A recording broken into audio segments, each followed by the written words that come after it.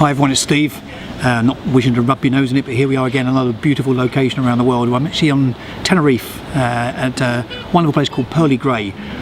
Invited out by RDO, who are the Resort Development Organisation, a company I spoke for a few years ago at their conference. And now I'm out with RDO Digital and John Beckley and the crew here at Pearly Grey to shoot some videos and talk about ethical selling.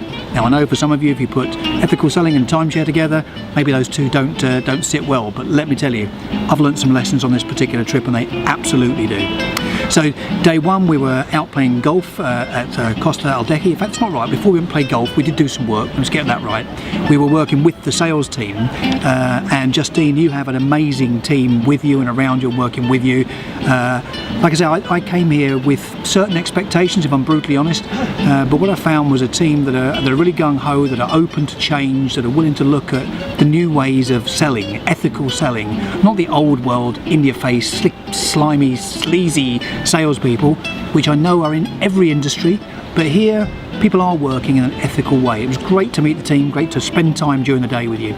That night we had dinner right where we are now, actually at the Edge. This is a restaurant to die for. Look at the view that you get from this place with the most fantastic food. So it's the ambience, it's the food, it's the view. Put those three together, what a combination. So it was day two before we went to play golf at Costa Aldehi. Marvellous course, rubbish golf played by myself and certainly Mr. Beckley, let me tell you. I think maybe he was being polite because he can't be as bad as he was making out, but he did do a pretty damn good job at looking rubbish. Thanks, John. But it didn't do a lot of good for me. The swing wasn't great and I did put my back out. That gave me another option, which was to actually meet with Judith, which was a real treat because here at Pearly Grey they have not just the spa and massage, but one of the best physiotherapists I've ever crossed paths with.